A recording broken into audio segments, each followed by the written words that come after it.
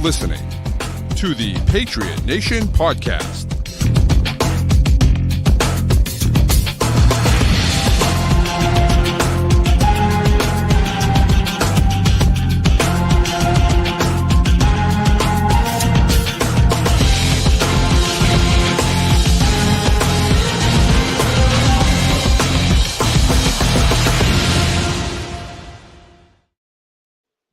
All right, welcome into another edition of the Patriot Nation Podcast, a proud member of the CLNS group of podcasters. Make sure you download and subscribe to all of those shows. But tonight, it's the Patriot Nation Podcast with your boy Pat Lane, here with my guy Matt St. Jean. Today, we have a very special guest, one of our favorite guests. He is the lead writer of Patriots on SI. He also is one of the new co-hosts of the Patriots No Huddle. This is a new show with Derek Havens and Steve Ballestieri. We are so very welcome, or so very happy to welcome on Mike Debate. Mike, thanks for coming on with us, man. We appreciate it. Pat, Matt, always an honor and a privilege to share the microphone with you guys. You guys are truly some of the best in the business. And anytime I get a chance to talk ball with you guys, it's always a blessing. And thank you for your friendship, your loyalty throughout the years. Cannot thank you enough for that. And we've got great topics to talk about tonight. I cannot wait to delve into these. Yeah, it's gonna be good. We got 2 games on tap. We're like right in the middle. Actually, we're in the back half of this win streak now. Yeah, which is crazy. We're gonna wrap up 2003. We got Super Bowl 38, and we're gonna start 04 with that Week 1 matchup with the Indianapolis Colts. A lot of Peyton Manning episodes here in a row on this because we did the AFC Championship in the last episode, and we're not that far removed from the regular season meeting in the RCA Dome with Willie McGinnis at the end, which is, some all-timers in one of the best rivalries in NFL history right there. Should we just get into this? Just get into the Super Bowl? I think so. Let's get into the Super Bowl because we're going to be talking about a whole lot of stuff. So I have a lot to say. All right. Super Bowl 38. February 1st, 2004, Reliant Stadium in Houston, Texas. Patriots played there earlier in the season against the Houston Texans. That was also the last time they had trailed in a game. Coming into this one, Patriots obviously riding high on this win streak. Carolina, on the other hand, a team I don't think anyone expected to be in this game. They ended up winning the NFC South behind Jake Delhomme as their quarterback. You got Steve Smith, you got Musa Muhammad, Deshaun Foster, Ricky Prohl, some of the big names on offense. Defensively, it's going to be Julius Peppers as the main guy here. And he was fantastic for them that season. I mean, only 7 sacks, still coming into his own, but very good player. Chris Jenkins, Mike Minter, Will Witherspoon. One of the names to watch is Ricky Manning, who had just had 3 interceptions in the NFC Championship game. We talked about this last week, how both championship games were the winner of the East hosting the winner of the South, with one team throwing 4 interceptions and somebody having 3 picks on defense with Ricky Manning and Ty Law. So very odd coincidence there. One thing I did not realize about this Carolina Panthers team coming into it, Jake Delhomme was not their Week 1 starter. The Week 1 starter for the 03 Carolina Panthers was Rodney Peete, who was benched in the first half and would not play again that season. Delhomme took the reins there. But yeah, this is a Panthers team. You look at the overall stats, it's kind of hard to figure out how they got here. 15th in points on offense, 10th in points on defense. Not a bad team, but nothing there that says this is one of the top teams in the NFL. Before we get into the game, because you guys, I'm sure, really remember this game, were you as surprised to see Carolina on the other side as a lot of other people were? Yeah, I think, you look at Carolina and they're making their first Super Bowl appearance here at this point. They're not known as a powerhouse franchise. You look at someone like Jake Delhomme, you wonder if he's going to be able to carry the momentum he's had all season long into the big game. It was kind of like those happenstance moments that come together where it's not really happenstance, but it feels like it. And Carolina ends up in the big game. I think that's how a lot of people felt in this region about the Panthers going against the Patriots. And let's remember that the New England Patriots are coming off of 1 Super Bowl win. Now they're looked at as a team to be reckoned with, a team to be, wary of when you're going to play them. But they're yet to be the juggernaut, surefire, conglomerate that they've become obviously in the past 2 decades. So there's still a lot of, I think, doubt in NFL Nation on both sides of the ball in terms of which team is going to be able to emerge. But yeah, I was a little surprised to see Carolina in there. But when you look at the way they got there, and you look at some of the talent they have on that team with Steve Smith and obviously Julius Peppers on the opposite side of the ball, there were talented players that were able to carry them in, and ultimately they deserve to be there, and they proved that in this game. Yeah, you know what's funny is that I actually was kind of a Carolina Panthers fan. Interestingly enough, in '96, the second year of their existence, both them and the Jaguars, which were both in their second year, both made the AFC Championship game. Of course, Jaguars lost to the Patriots, and the Panthers lost to the eventual Super Bowl champion, the Packers. But yeah, it was kind of a strange situation that they were in that spot. Of course, Steve Smith had a great year. Jake Delhomme ended up having a really solid year that year, even though, as you mentioned, he wasn't the starter. And then, you had guys like Dan Morgan, was a great player. He just couldn't stay healthy, Right. and Will Witherspoon, another solid player. And it was funny, you mentioned Ricky Manning. I think we talked about this when we talked about Ricky, or maybe we didn't, but Ricky Manning played on this team, also played in the '06 Bears team as well, who had a phenomenal defense as well, and lost in the Super Bowl again to Peyton Manning, of course. So lost Super Bowls to Tom Brady and Peyton Manning. Kind of sucks for Ricky Manning, but nevertheless, I was a little surprised to see Carolina for sure. And this is one of those ones where you kind of felt like, Carolina was 11-5, a good team, but they weren't like amazing.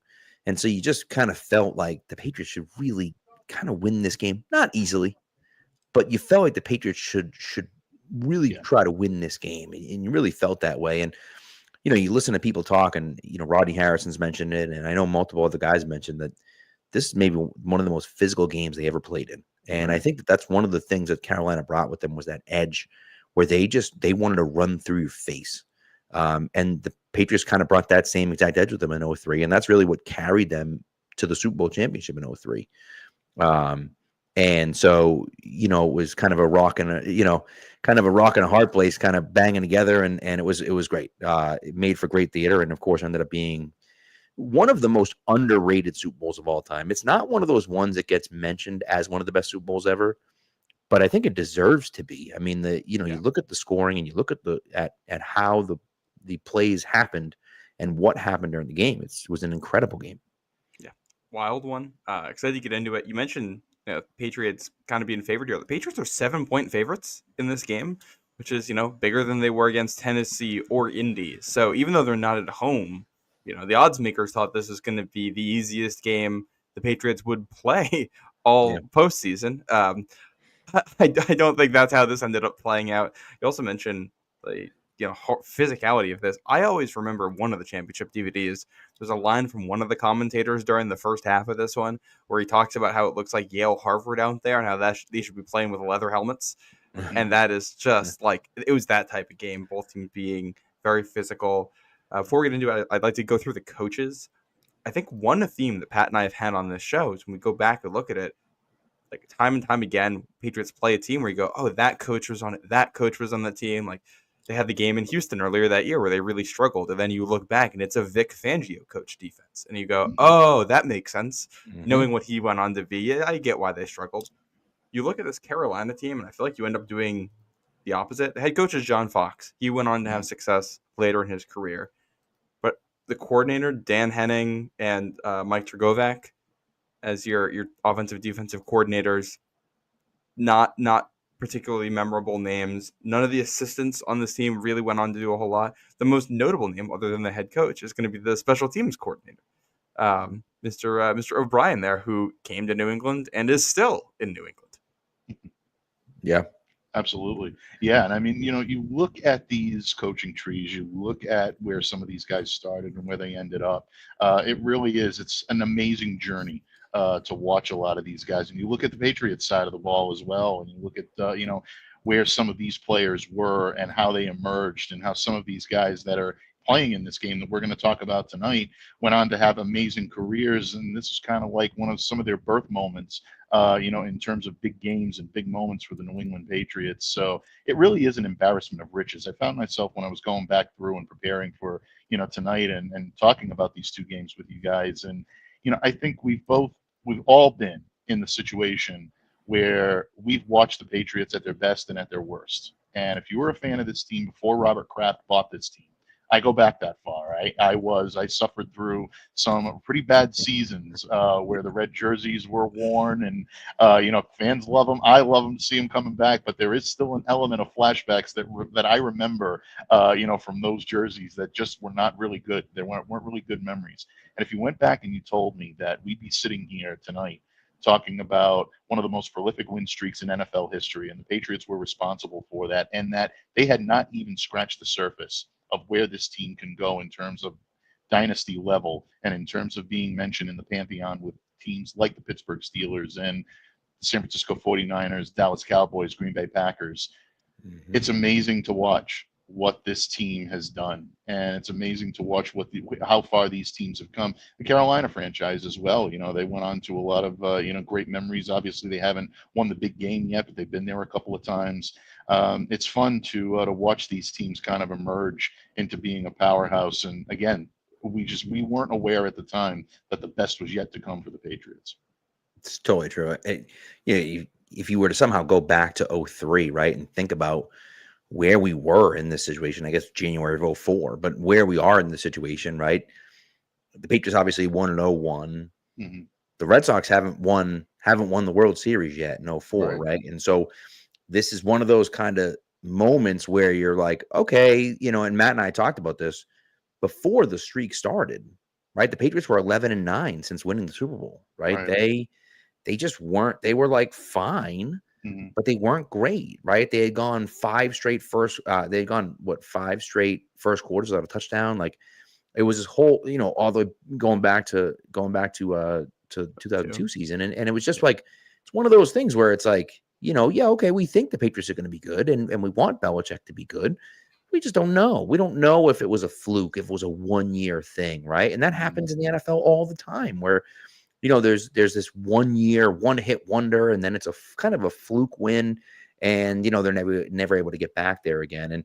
And so we kind of wondered, like, are we going to be in that same situation? Are the Patriots going to be in that same boat? And we get to January of 2004, or I should say, February of 2004, but we get here, and the Patriots are looking at it saying, like, yeah, like we are. Okay, we're going to win this game, and then we're going to keep it going. And of course, we didn't know, but shoot, you won freaking 14 games in a row. You're thinking like we're going to win this game, and then we're going to keep winning. And it was a fun time to be a Patriots fan. That's for sure, without question. Yeah, and it's you can hear that in the streak, the way the commentators talk about the team from week 5 until now, where you're talking about what this team could be, and really no expectations early in the season, and then the further in you get, they're talking with a lot more gravitas about the coaches and the players, and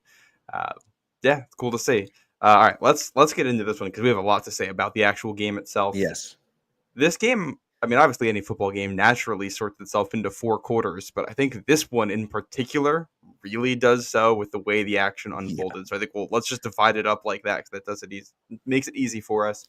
Opening of this game, like we talked about, is tough. It's physical. It actually starts before the kickoff with the teams getting into it at midfield before the game started during warmups. Both teams were ready to bring the energy and the physicality, and also a little bit of I was listening to, they did like one of the 3 Games to Glory's a commentary track where they had the players talk about the game after over the 3 Games to Glory film, and it was Mike Vrabel, Deion Branch, David Givens, which it's funny to hear Mike Vrabel on that. But they talked about how the field was slick because of the humidity, and it kept getting slicker throughout the game as the dome was just like trapping the heat and the humidity inside. So that's the environment that they're in. The opening of this one, you go almost 27 minutes without a score. Not for a lack of trying on New England's front. Patriots have 1 field goal missed, 1 blocked in that stretch. Panthers don't really move the ball at all. I think for the Panthers, this kind of is just, they're off and then they're on with how you look at it. But Patriots move the ball a lot early, can't score. Panthers can't go anywhere early in this one. Longest scoreless stretch to begin a Super Bowl before we get to when the scoring starts. I mean, it's kind of like fitting with the 0-3 team, I thought, of how you're watching the Patriots completely outplay the other team and be unable to put it on the scoreboard. Pat and I talked about how we were like, at points in the 0-3 team, it's like, man, this team is so good, and yet they keep shooting themselves in the foot with penalties and missed field goals from Vinatieri that year, that was a very erratic year for him, just unable to capitalize. A weird start. Yeah, very weird start. And I'm glad that you mentioned that because I think it does encapsulate the season. Right off the bat, you start seeing the Patriots struggle to move the ball. Troy Brown, all of a sudden, they look like they're going to get in position and they look like they're going to be able to punch it through. And then, these little things start happening. Vinatieri misses a 31-yarder wide right. He never does that. It's like all of a sudden these little things are happening in this game and you're wondering, okay, well, this could be a game where real screwy things kind of happen. And are the Patriots going to end up on the right side of it? Or are they going to end up on the wrong side of it? It felt like one of those games where it could come down to a single score deciding who was going to be able to win this until we hit the second quarter. And then the floodgates opened up. Yeah. Well, you look at, so obviously the Patriots have those two drives, right? Where you miss the field goal, you have the field goal blocked. Outside of those two drives, you have 2 total first downs by the two teams. And it's just like, what do you mean? Like 2 first downs in total? And by the way, just a few things. First of all, Jake Delhomme, second undrafted QB to ever start a Super Bowl. Kurt Warner being the first.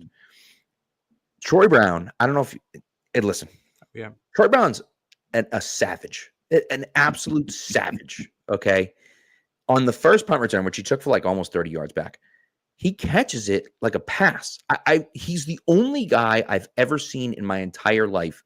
Instead of catching it like cradling it, he would stick his 2 hands out and just catch it. And he's just a complete lunatic. And so and he would do it pretty consistently. He did it on this first return and set them into field goal range. And of course, even after moving up 5 yards because of a penalty on Carolina, Vinatieri misses from 31. Then his field goal gets blocked.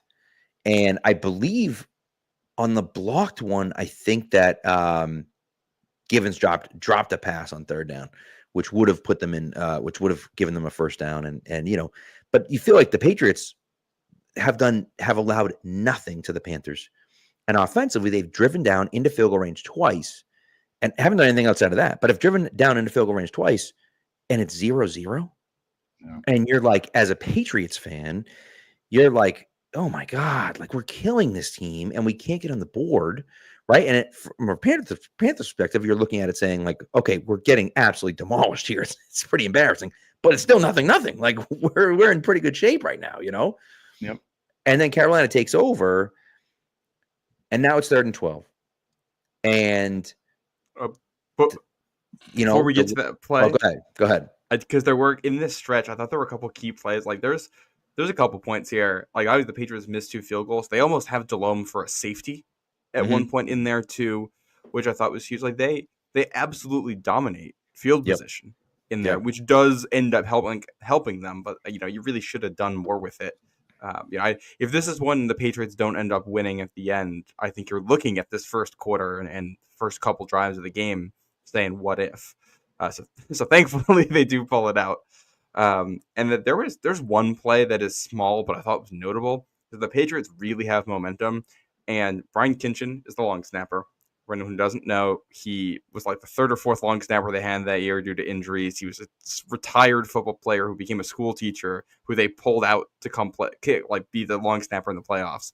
And he cuts his hand on a dinner knife for the game. It has to try to snap. And one of the early snaps on the punt is just horrendous. It hits the turf. Yeah, it's awful. And Ken Walter saves it and gets an actual punt off. And that was one of those moments where it felt like momentum could have started to go the other way, and it didn't, which I just thought was huge. And again, ended up being as close as it was. Well, and what's interesting is that right before that play, Patriots were in field goal range before that play, and they ran a reverse on, I think, 3rd and 3. They ran a reverse to Troy Brown and he got tackled for a 10-yard loss. Yeah. If they pick up a first down there, or even if they don't pick up a first down, it's an incomplete pass, they're probably attempting a 48-yard field goal. Now, who knows if Adam hits it or not, but you go from in field goal range to a 10-yard loss out of field goal range to a terrible snap. And that could have gone, and like you say, to your point, like if he misplays it or he doesn't get it off in time or it gets blocked or what, any of the other things that could have happened, could have taken a weird bounce on the turf and, it could have gone right by him. Who knows? But because that happens and then he pins them deep, the Patriots stay alive. And, I think that's kind of the idea here, is that the Patriots are staying alive, even though they should be killing them. The Patriots are not shooting themselves in the foot so much that they're out of the game, which is important, Yeah. It feels like almost the entire first half of this game is played in Carolina territory. Yes. Yeah. So good complementary football there, and I think that sets us up for the 3rd and 12 that you wanted to talk about, Pat. I'll let you take it from there. Yeah, and so Vinatieri gets the field goal blocked. It goes into the end zone, so they just take over from where he kicked it, the Carolina 27. And Stephen Davis loses 2 yards on first down, incomplete pass on second down. So now you're looking at 3rd and 12, and Delhomme goes back to pass, and Mike Vrabel comes screaming off the edge, and strip sacks him, and Richard Seymour picks it up. And one of the things that we have talked about consistently with the 03 Patriots, almost every single time when they force a turnover, they score. They are very opportunistic. And so even when the offense is struggling, when the defense sets them up with something, usually they come through. And that's exactly what happens here. They take it. Antoine Smith runs it up the middle. Then, whatever. So they actually, Troy Brown makes a phenomenal catch on 3rd and 7 for a first down. And then on the next play, Brady hits Deion Branch for a 5-yard touchdown. The third and 7th, the Brady run, not the Brown catch. 3rd and I'm sorry, that's my fault. I'm looking at a different drive.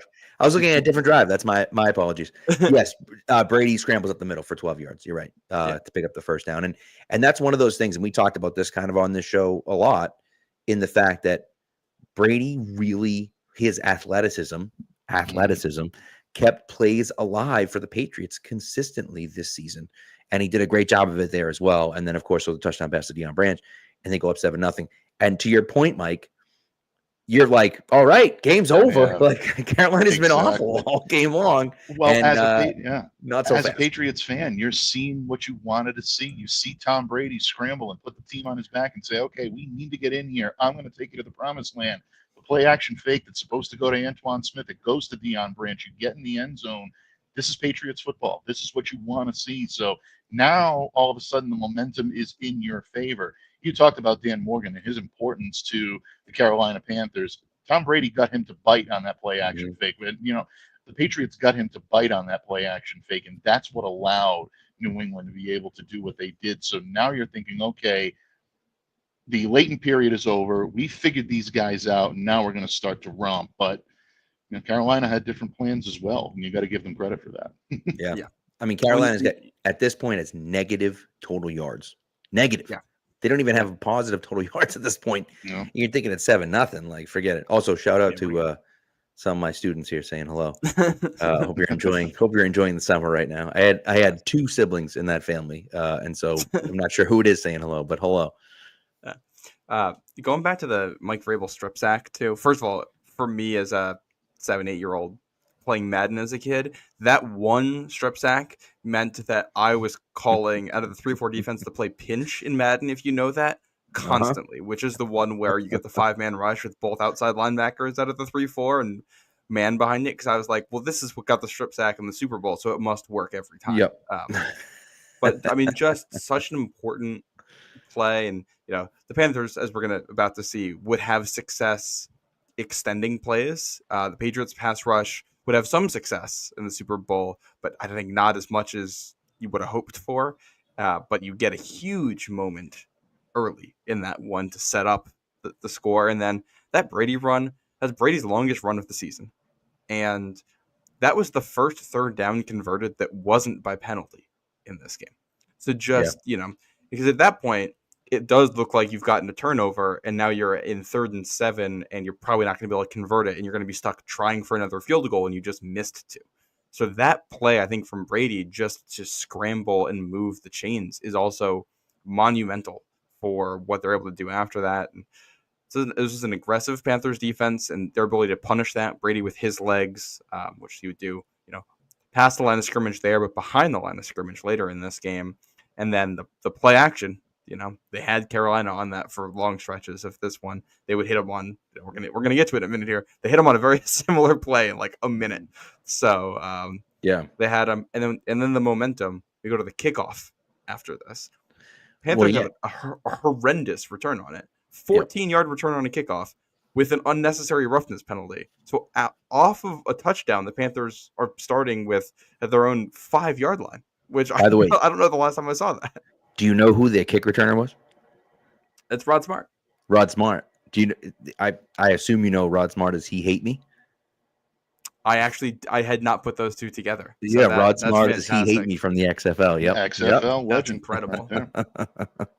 So he was like, everyone was like, "Oh my God, it's Rod Smart! That's so cool." Those are the two things that you remember from Vince McMahon's XFL. You remember him saying XFL, and you remember the He Hate Me jersey. That's pretty much it. Yep. I don't think I remember anything else about the original XFL. I think that's pretty much it. No, not maybe really. Jesse Ventura and Jim Ross trying to do commentary with each other. That was not. They had the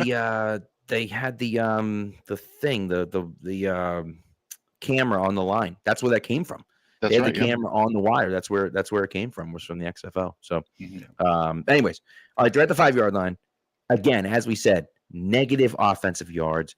They pick up 5 yards on a run on 2nd and 10, and. Go ahead. Can I read off what Dalome's stat line is at this point, too? Yes. He's 1 of 9 for 1 yard. 1 yard. Unbelievable. And 2 sacks, one of them fumbled. And the Panthers have a 3rd and 5 at their own 10-yard line. Right. And you're thinking, like, all right, no shot. He throws a pass behind Ricky Prohl. Ricky Prohl makes a ridiculous catch, double catches it as he's getting absolutely smashed. And hold on to it and makes a monstrous play for the Panthers. And then you almost felt like for Carolina that they just they were like, took like a deep breath after that, because he completes that pass. The very next play is a 23-yard pass to Muhsin Muhammad. The next play after that's another 15-yard pass to Ricky Prohl. And then Delhomme throws an absolute dime to Steve Smith right over Tyrone Poole's head for a 39-yard touchdown on 3rd and 10. This was one of those plays where, like, Tyrone Poole had good coverage, not great coverage, but he had good coverage on it. Anything short of a perfect pass, and Tyrone Poole's going to be there. But a perfect, it was a gorgeous throw to Steve Smith. There's just nothing Tyrone Poole could do about it. Outside of, being a little bit further into his hip pocket, he was trailing him as opposed to running side by side with him. And that was the difference. And it was a great throw. And the Panthers tied up 7-7. And now you're like, oh boy, now the Panthers are like scoring. Like we're a little nervous now, So, it's interesting. And then the Panthers come back. Go ahead. On that touchdown too, because they show the replay of it, and like you can tell the way that they're playing the Panthers receivers, because Poole's in his back pocket intentionally. And Patriots have a blitz call. It's 3rd and 10. Both these teams love to blitz. So it's clearly what they're thinking is Delhomme can't beat us over the top. So we're going to sit on that back hip, and he loves to throw it up. He loves to throw contested balls. That's where the Panthers kind of lived that year on offense. So we're going to sit on that back hip so that when this play breaks down and Delhomme's throwing it up, Poole's in the right spot for it. And, well read. And I mean, that might be the best throw of the whole night. And there's a lot of good throws on this night. It really might be, yeah. So just over a minute left. Patriots get the ball back. And, they're like, all right, let's go. Brady throws a 52-yard pass to Deion Branch. You're thinking, all right, you're at the 20-yard line. Just don't screw anything up. You don't want to give them the ball back. And on 2nd and 10, Brady throws a 52-yard pass to Deion Branch and instantly puts him in field goal range. And then a few plays later hits David Givens on a very similar pass, play action pass. It looks almost exactly the same as the Deion Branch touchdown. This time it's going to David Givens instead. And now the Patriots are up 14-7. And all of a sudden, no one had scored in the first, 28 minutes of the game, 27 minutes of the game. By the way, the longest it's ever taken, longest the Super Bowl has ever remained scoreless, which kind of seems obvious, but nevertheless, it was the longest a Super Bowl has ever remained scoreless. And now all of a sudden we get 21 points in the last, 2.5 minutes. And you're like, oh my God, like, this is, what the heck's going on? It's a whole new game. And the Patriots are feeling good about themselves until the kickoff. But nevertheless, but it was, but you're like, all right, this is great. We're going in. We get the ball to start the second half. This is one of those things that Brady, over the course of his career, became great at, which is scoring right at the end of the first half and then getting the ball to start the second half and scoring again and really putting some distance between yourself and the other team. And it was not meant to be in this case, but nevertheless, really a really nice drive by the Patriots to kind of get in field goal range right away, under a minute, and score a touchdown.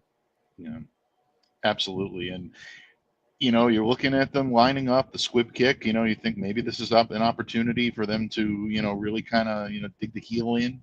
Backfires big time. Chris Magnum, for those of you that want a good trivia question, at times he was the guy that picked it up. And credit the Carolina Panthers. They did not take the foot off the accelerator. They saw an opportunity.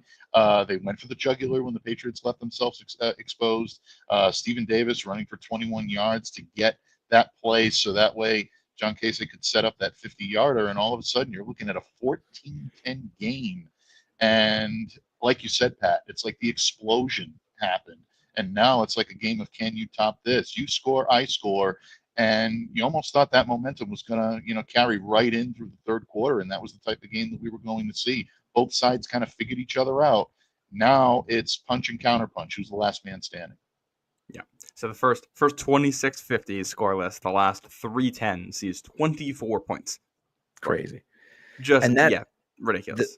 The play to Stephen Davis was a genius call by the Panthers because they have 2 timeouts left.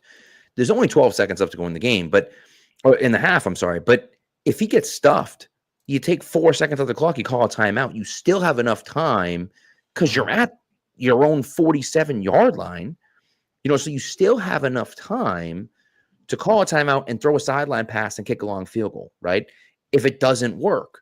If it does work like it does here, you pick up 20 yards and now you're already in field goal range. It was a genius call by them. The Patriots were completely fooled by it, not ready at all for it. Right. And so it was a really nice play by Carolina to set themselves up in field goal range, and Casey hits a 50-yard field goal, and that's, makes it 14-10. And you go into the half thinking, okay, 14-10. Like, I don't love the fact that we gave up a field goal, with friggin' 20 seconds left, but what are you going to do?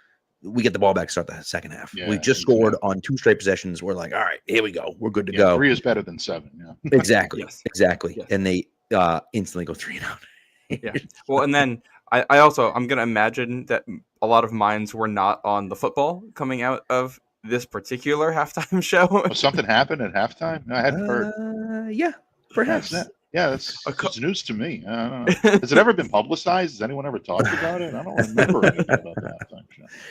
I was at a college party for halftime. I left. I only went there for halftime because I was watching the game in my room. But I went to this party, and we're just kind of all hanging out. Everyone's talking, and then everyone starts screaming at the TV, and I'm like, "What? I missed it. I didn't see it. I was chatting with someone else. I didn't see it. I was like, no one kept you abreast of it. No one kept me abreast of the situation, unfortunately. But that was, that was pretty wild. Pretty wild. And when you think about the fact it was Justin Timberlake, Justin Timberlake. It's pretty crazy to think about how long Justin Timberlake's been a big name. Since this was 22 years ago. Yeah. No, that's a wild halftime show. And then obviously not on the broadcast, but you have the streaker on the field right before the second half kickoff too, with Matt Chatham taking him down. Yep. All-time great video there. The second half, Patriots start 3 and out. And pretty much this game goes back to its scoreless ways here in the third quarter. Not as dead of a third quarter as the first quarter was, though. But I do want to talk about a couple plays on the first Panthers possession. First of all, because they get 2 decent plays in a row from Jermaine Wiggins, including a really nice catch and run from him. And I thought he deserves a Patriots legend there who caught the final pass to set up the kick in Super Bowl 36. So he deserves a shout out. Another one of these plays that could have been a much bigger deal. I I believe it's this one, is the pass for Musin Muhammad when the Panthers get over midfield and he catches it, turns to run upfield. Ty Law knocks the ball out, and they call it an incompletion on the field. It goes down as an incompletion. You watch the replay, and there's a credible case. I don't know if it would ever get overturned. I don't know how they'd call it today. But there's a credible case that this is a catch and fumble that Ty Law has forced. Now Eugene Wilson's picking up the ball with momentum and no one between him and the goal line. It is crazy that in these first two Patriots, Bill Belichick Super Bowls, you have, fumbles that could have been returned for touchdowns that get wiped off the board because of calls. You got the one play the goal line and the Rams won, and then you got this one in that game. So I would imagine at this point there's a lot of tension watching the game, knowing we're ahead and we're playing well. We should be ahead by more, and we're leaving stuff out there. 100%. Yeah, without any question. And as the third quarter starts to go along and you start to see both teams once again return to struggling to be able to find offensive rhythm to get in position to be able to score, you start to wonder about the game and the ebb and flow of the way this game worked out and the explosions that you see in the second. And obviously we're going to talk about the fourth quarter in just a little bit, but I think it's interesting that the third quarter was the way it was. It kind of was just that setup for everything that was still to come. So, Patriots found their rhythm right at the end and couldn't make it work before the final seconds ticked off the clock in the third quarter, but had themselves a nice little drive that carried into the fourth. Yeah. Brady, 16-yard pass to Deion Branch to start it, and then second to last play of the quarter, 33-yard pass to Daniel Graham. I believe both of those play action over the middle. Theme in this one. Daniel Graham was really good at running this particular route in that offense too. Yeah, very good. Struggled with catching the ball on it at times, but he was really good at getting open on it. And when he did, it was huge. So the 33-yard catch and run that gets the Patriots down to the Carolina 9 as you're going into the fourth quarter. Patriots already up 14-10. And then you open the fourth quarter with a sequence that I always remember because Brady throws what is 100% a touchdown pass to Christian Fourier on the first play of the fourth quarter, and they call him out of bounds on it, but there's a defensive penalty that puts the ball at the one anyway, so they don't challenge. And Antoine Smith puts the Pats up 11 on the next play. Yeah, and that's, and now you're looking at it saying, all right, 21-10, we're feeling good. We just went through another third quarter where no one could score. The Panthers couldn't move the ball at all on you in the third quarter. And so you're thinking, all right, we're back to it. We figured it out. We've made some adjustments at halftime and, and we're set.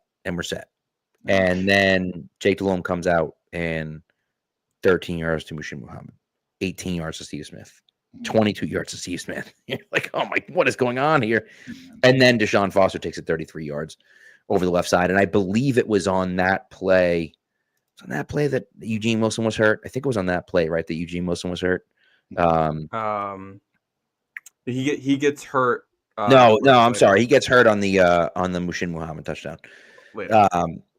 By the way, so two interesting things about Deshaun. First of all, Deshaun Foster's blackout visor is sick. Absolutely one of the coolest. Sick. One of the coolest aesthetics. Yeah, number 93 on their defense had one as well. He looked awesome too, but especially with like the silver helmet and everything, it looked awesome. And his leap into the end zone, if you watch his leap into the end zone, it's eerily reminiscent of what the heck's the running back's name? Tevin Coleman, right? Tevin Coleman's leap into the end zone to make it 28-3. Very, very similar. And I didn't notice it. Same stadium. In the exact same stadium. I didn't other side, but I didn't notice it until that point. But I was like, oh my God, that's so cool. And so anyway, so that was 33-yard run by him. And now you're like, all right, it's still 21. And at this point, they go for two. They don't get it.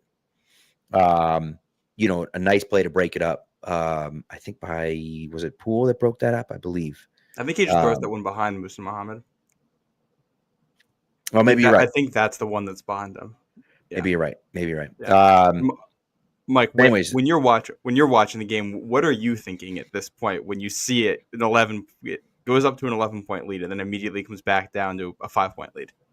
Well, it's funny that you asked that because I'm looking at my dad, who I watched the game with. We were having a Super Bowl party over at my house, and we were watching. And my father said right after the Patriots had scored their touchdown, went up 21-10, Antoine Smith.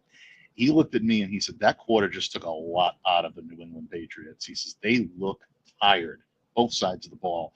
And Carolina took full advantage of it, and you could see them really zero in and make the Patriots work for every single yard, make them work for every single type of defense that they tried to put out there. I was thinking, wow, my dad was right. He had this really called. The Patriots looked like a team that was on their heels, and Carolina found a second wind that they maybe didn't even know they had themselves. And they're finding their way to climb back in. So, yeah, all of a sudden you started to get that feeling like you had in the second quarter, like, okay, here we go. This is going to be another prize fight. These two teams now are two prize fighters. They're two guys that have found their rhythm, and they're going to start hitting each other with haymakers. It's going to be the last man standing, and eventually that's how it all played out.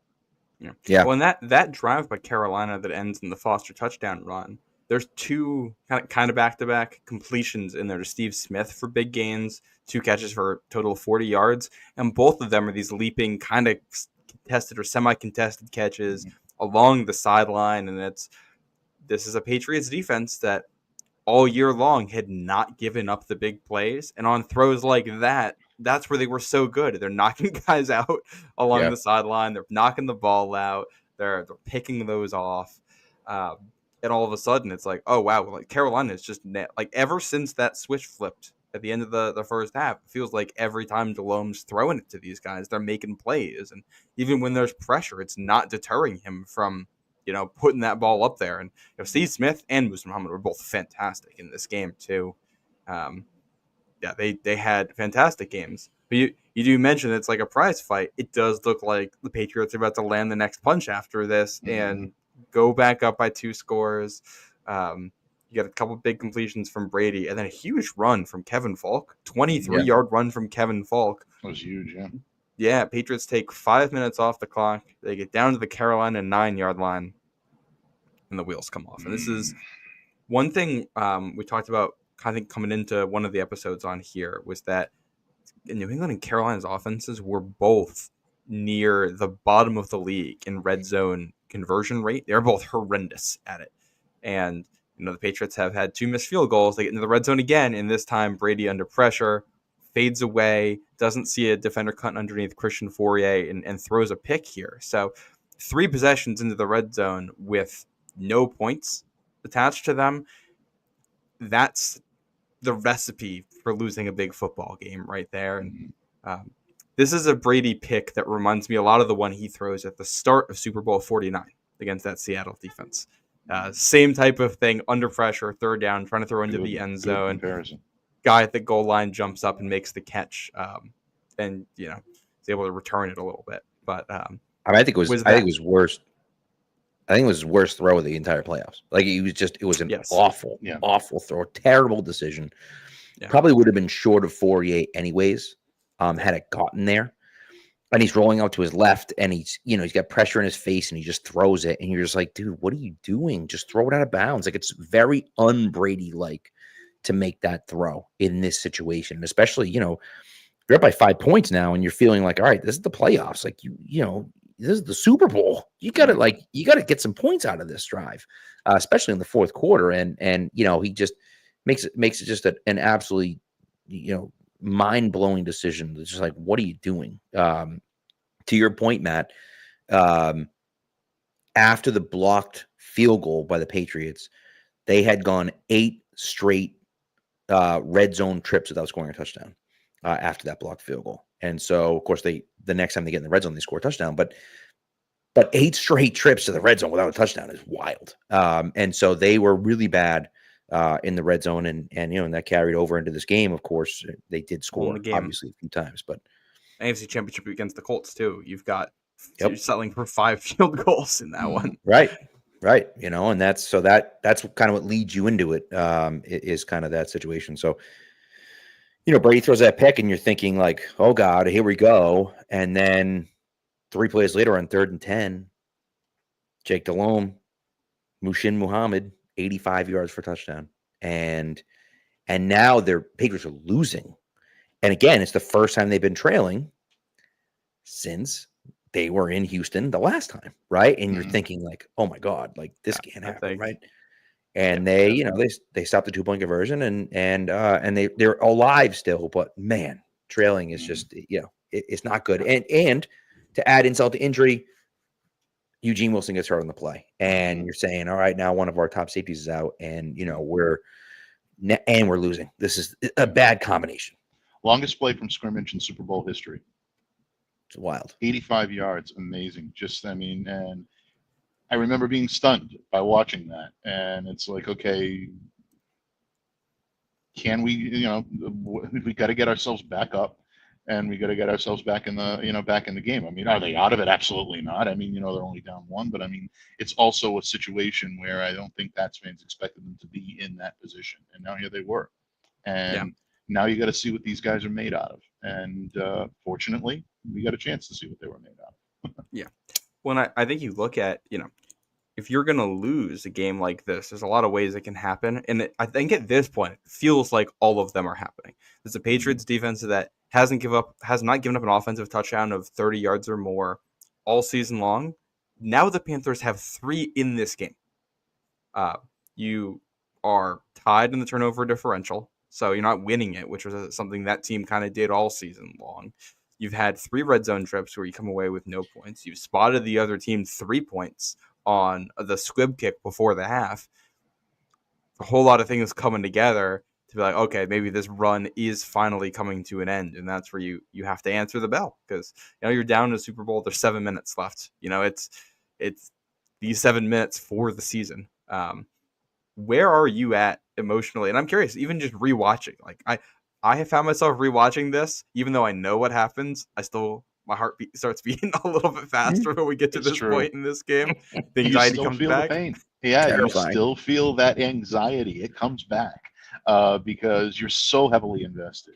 And it was, this is peak Patriots fandom back then. I think probably for all of us when, you're coming off of that euphoria from the first Super Bowl and then not happening the second year, but now you're back in the big game. And, it was back before any one of us had thought about going into, journalism, covering the team and whatnot. You're a pure fan at this point. Yeah, that anxiety still comes back, and it's still there. And I think it always will. Anytime you watch games like this, it's always going to come back. So, yeah, without question. There was some nervous, there were some nervous ticks going on in the Diabate household that night, I can guarantee you. Oh, yeah. And I'll tell you, it's one of those things for me that, at least in my personal opinion, 0-1, you're not expected to win in 0-1, right? You're the underdog. And it's like, hey, we have a chance against these Rams. Like, we can beat them. Well, now you're not the underdog anymore. Now you've won 14 straight, and you're the team that everyone thinks is going to win. And now you're losing, and it's the fourth quarter, and Brady's just throwing a terrible interception. And you're like, okay, I think we're going to respond.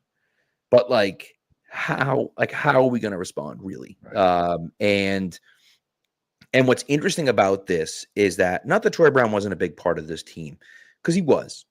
But I think Deion Branch is really the number one receiver for the Patriots this year. And he throws the ball to Deion Branch quite a few times, of course, and David Givens. But on the biggest play of the drive, 3rd and 5, right around midfield, he targets Troy Brown. And Troy makes an absolutely ridiculous catch where he jumps up, the ball's like high and a little bit behind him, and he just snatches it out of the air for a first down right at midfield. And it was just one of those plays where you're just like, all right, chill, everyone. I got it. Like, don't worry about it, And that's the type of thing that, you needed, because the Patriots were in trouble, you felt like. And, he gets him out of it. And, then on 3rd and 9, he throws an 18-yard pass to David Givens. Givens, by the way, makes 2 really nice. That was a really nice catch on the sideline. He makes another really nice contested catch on the sideline as well. And then a few plays later, he throws a touchdown pass, of course, to Mike Vrabel for the touchdown. And then they run the Patriots patented fake snap or direct snap to the running back, which is like my favorite play of all time. I love it so much.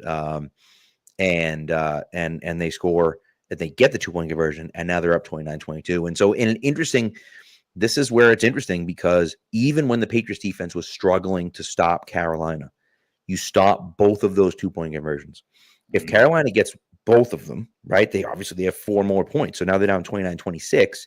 Even if they only get one of them, they're down 29-24. So it's still less than a touchdown, right? And first of all, then the Patriots in that situation aren't going for 2. They're only going for 1. But, it becomes an interesting kind of look at it, because, now we're up a full touchdown. And that changes what Carolina needs to do. And, of course, what happens after this, because, Carolina does get the ball and drive right down the field again. Yeah. And by the way, Jake Delhomme had 2 of them in this game, had 9 fourth quarter drives to tie or win the game in the fourth quarter this year, in 2003, which is just which is insane. It really is. Before we get to Delhomme for 1 second, I got to give a shout out to Kevin Falk on this. One of my all-time favorite Patriots, and I think this stat really sums up why I loved Kevin Falk so much. He was all-purpose without any of the frills, and this guy did his job. Didn't necessarily need the accolades and the all the bells and whistles that came with it, but he just did his job. Over 1,000 all-purpose yards for Kevin Falk all season long. It was the only 2 points he scored that season. That was the only 2-point conversion the Patriots attempted that year. And Kevin Falk gives them, like you said, that full touchdown lead. Who else but a guy like Kevin Falk could do that and do it with a smile on his face? That's what made him unique. And such an indelible part of the early days of that dynasty. So big shout out to Kevin Falk, one of my favorites of all time. I also like David Givens needs a massive shout out for the plays he makes on this. And I think the story of a lot of the second half of this game too, and the scoring runs, is that both of these defenses like to blitz, and the offenses found answers for it, and the defenses never really adjust back. And there's the 2 big plays. There's a 25-yarder to Givens and then an 18-yarder to Givens, both covered by Ricky Manning, both down the sideline, both rollouts to the right where the Panthers are blitzing. And the Patriots just kind of realized that if Carolina is going to bring that blitz, we're going to bring in everyone to protect, and we're only going to have 2 or 3 guys running routes, and we're going to roll Brady away from the pressure. And we know there's going to be soft spots in the coverage, and he's going to find someone. And one of these, David Givens, wins right off the line of scrimmage. He and Ricky Manning are getting into it on a press, and he just basically throws him to the grass, which is awesome. Gets open immediately and has the sense, like, because that's one of those routes where Givens is supposed to get somewhere on it, and the second that he realizes Ricky Manning's on the turf, he's kind of abandoning the route and just finding space and looking back for Brady, because he knows he's won. They're trying to move the chains. Let's just get him the ball. And then the other one's 3rd and 9 at the 21, which is a tough spot to be. And you get a field goal there. You take the lead. They're actually talking about Adam Vinatieri's previous one in Super Bowl 36.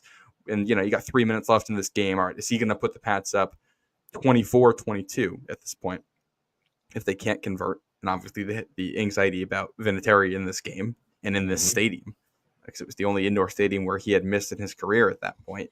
And they go back to the same type of play to Givens. On this one, Manning has better coverage, but there's a reason I mentioned the slippery grass at the very top of talking about this. They're physical at the top of the route, and Manning slips trying to stay with Givens. And I that's another thing I wonder about in this game. The way the defenses were unable to do anything late in this game was the fact that the surface is slick. A part of that, if you're playing aggressive defenses and you're trying to play man coverage on the outside and blitz, if you can't get good footing, that will completely ruin that play style. Absolutely. So that may also have been a big factor here. It's a great point. So Patriots are now up by 7. Panthers get the ball. They start driving.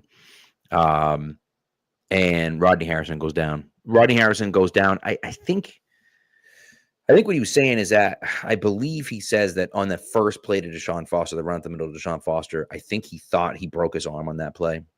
And then the pass play to Mushin Muhammad 2 plays later. Or I think it's the back-to-back. It was the second Foster rush. So it was the rush up the middle and then the pass to Mushin Muhammad. He makes a tackle on both those plays. and the second one's on the sideline, and he just never comes back. And crumbles to the ground. And of course, the next play is a 31-yard pass to Ricky Prohl, who shout out Ricky Prohl, because that man, won a Super Bowl with St. Louis. I think he won one at the end of his career as well. We were talking about with Indy in 06. On here with Indy, right? But twice he plays the Patriots and plays in incredible games, and himself has unbelievable games, and loses both of those games, right? And I always remember him at the beginning of the 01 Super Bowl saying, "Tonight, a dynasty is born." Dynasty's born, baby. Yep, you were right, Ricky. Just wrong team. Yeah. But I wonder how much he regrets saying that one.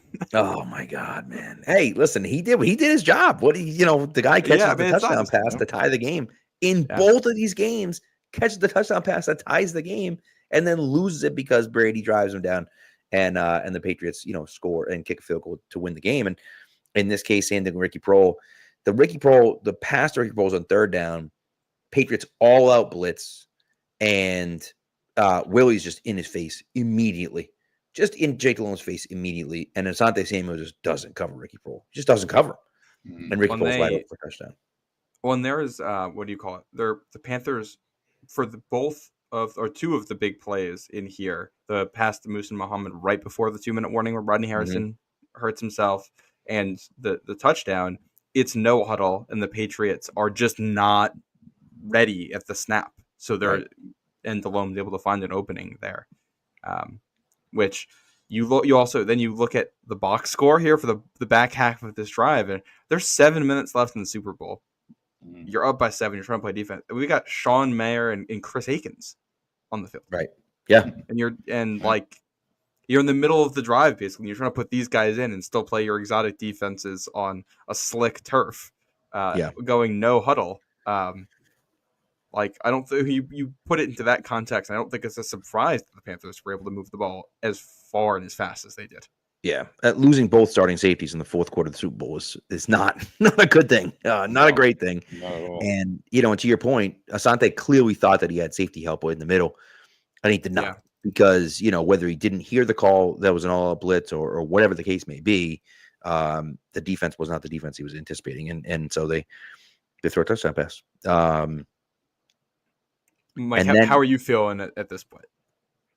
Yeah, at this point, you're starting to wonder exactly what the hell is going on here. I mean, really, and as time's ticking off the clock and you start to feel that deja vu feeling again, I'll be honest, there was a part of me that was like, all right, they did it against the Rams. They can do it again. There's a possibility that this will, kind of roll their way. But you also look at it and the circumstances are different. And Carolina is playing really hot, and that defense seemed to have the number of the Patriots offense. And I'm looking at my dad again, and he's saying, well, I don't know. He says, I think they're looking tired again. Is the same thing going to happen? Are they going to not be able to answer the call? And Carolina is able to, break free and get a few points on the board here.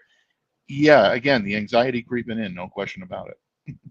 And I think too, for me at least, I felt the same way in 01. If this game goes to overtime, there's a really good chance the Patriots lose this game. And I thought for sure if the 01 Super Bowl went to overtime, the Patriots were going to lose. And you still think the Patriots have a chance, of course, but you just feel like the way this game has gone, if you allow it to get to overtime, you really don't feel good about the Patriots' chances, because every single time the Patriots have punched, the Panthers have punched back. Right. And, and so you just feel like, oh my God, like, can we beat this team, and what's going to happen here? And of course you get the graphic that comes up that says, no Super Bowl's ever gone to overtime. And we're like, oh my God, like what's going to happen? And then John Casey, no idea, just kicks it directly out of bounds. Just not even close. It wasn't even close. It didn't even bounce out of bounds. It landed out of bounds. I mean, it's insane that happened. And the Patriots take over at their own 40, and you're thinking, okay, like we're in business. We need 20 yards, Yeah. Well, all year, all year that year, Bethel Johnson had been really good on the kickoff returns. He did not have a great night that night, but I'm gonna guess that's some of the impact of him. You got a guy on the other side who has broken games open with huge kickoff returns, and the last thing you want is to kick directly to him. You overthink it a little bit. You miss your spot just by a little bit, and the next thing you know, the other team's got the ball at the 40-yard line anyway. I think this is that John Casey kickoff, I think, is really underrated in terms of all-time Super Bowl blunders. I feel like it should get mentioned more often because, like, other than missing a kick, that's just about the worst thing you could probably do as a kicker in a Super Bowl. Yeah, especially in that moment. You're looking at this, there's a minute 13 left. The Patriots are going to have to drive the length of the field. Right. And instead, they get the ball at their own 40-yard line. And this is where I mentioned it before. And, Troy Brown, who was not a super focal part of this offense. Listen, it's not like he wasn't a part of the offense, right? He was, but he had clearly been passed on the depth chart by Deion Branch, right? In 03 and Givens. In 03, he had 40 catches on the season for 472 yards and 4 touchdowns, right? He had an okay year. It's not like he had a terrible year, but the year before that, he had 97 catches. The year before that, he had 101 catches. And so he wasn't the focal point of the offense anymore. But what happens in this drive? Tom Brady goes back to his old reliable. 13 yards to Troy Brown on 2nd and 10. 20 yards to Troy Brown on 1st and 10. And then, of course, is a penalty on Troy Brown for OPI, which is ridiculous that was a penalty because it wasn't even close to a penalty. Maybe it was a different angle of that shows that it was a penalty, but what they show on the broadcast looks like it is the typical amount of contact that you get at the top of a route in a big game. Yes, exactly. So now it goes back. Now it's back to 1st and 20. And what does he do? He throws it to Troy again for a 13-yard catch to send him up on 2nd and 7. And then they do pick up that first down on 3rd and 3 with a 17-yard pass to Deion Branch, which was one of those plays where the Patriots needed it. You knew where they were going. You knew what they had to do. And they just executed it perfectly. Yeah. Branch ran a perfect route. Brady made a perfect throw. But it was just like, how did you let that happen? How did Carolina let that happen? Well, and this is one of the things that Carolina defense, they did 2 things. They were either going to come at you with everything they had, bring blitzes, or they were playing some kind of cover 2. Like, that is what they did in that scheme. And they'd been blitzing all game, and at that point wasn't really working. And I think that's a really savvy call from Charlie Weiss and Brady there, is that realizing, okay, the blitz isn't working. They're probably going to back off into something soft, especially because that's 3rd and 3. Defensively, you're thinking, let's keep this in front of us. And the Patriots only have 1 timeout. So, like, all right, keep it in front of us, rally to the ball. Even if we give up the first, we can keep them out of field goal range or make it a long field goal. Cover 2 is exactly what you want for something like that. Patriots dial up the cover 2, Peter. It's the slot receivers on a corner, and the outside receiver just runs a little return or whatever out there to keep that defender near him. So once that happens, it's going to be the slot receiver a one-on-one with the safety, and he's going to have the leverage advantage because Branch does a phenomenal job running this route. Yeah. And Brady just has to put it on the spot, which he does, and Branch gets hit but makes the play, and, that's the 17 yards that wins you this game. That's it. Yep. Yeah, if you're asking Adam to kick it from 58, I mean, I love Adam. That's not happening. Right. His long that year was 48. Right. And so, I don't even know if you're probably not even attempting from 58, to be honest with you, because then you're giving Carolina the ball, by around midfield. There's just no way. Right. You're punting if you don't pick that up. Right. And so, this becomes an interesting situation. And of course, Adam, who had statistically his worst year of his career, had already missed 2 field goals in this game. But I think as a Patriots fan, when Adam walked onto that field, I knew beyond a shadow of a doubt that night, there was no way he was missing that field goal. And he buried it. And that was good that might have been good from 58. He absolutely buried it. Yeah, he did. And it was great. And so then what perplexed me after that was the Patriots kick off deep, which I thought was the right move. Carolina didn't even have anything set up. Rod Smart just takes it, runs it up 20 yards, gets tackled, and the game's over. And it was like, what are you doing? Like, you're not even ready. You're not even talking about, like, hey, keep the ball alive because there's like 3 seconds left. And as soon as you start returning it, the game's going to end. And they didn't have any of that stuff prepared. It was bizarre, really weird that they hadn't talked about that beforehand. Like, wherever it goes, don't allow yourself to get tackled. Just start throwing it because who cares? Right. What difference does it make if the Patriots pick it up and run it back for a touchdown? What difference does it make? It doesn't matter. We lose anyways. Exactly. It was bizarre way to end the game. Yeah. And I think it's a good point, Pat, for all of the overcoaching and things that you hear fans talk about and media talk about after games, psyching yourself out, putting yourself, into it. It really does, I think, lend itself so well into how the Patriots just seem to be so well prepared for every scenario. We took it for granted here in New England, and doesn't happen everywhere. And obviously you can see that it's a fairly obvious situation to a football fan. Like there should have been something prepared there, something that allowed Carolina to put themselves in a better position, but there wasn't. And it just that things like that just don't happen in every franchise, and it gives you a sense of pride and a sense of gratitude that was never a problem here in New England for 2 decades. Yeah, so true. Yep, so true. I have some big picture stats about this one that I thought were interesting. Nice.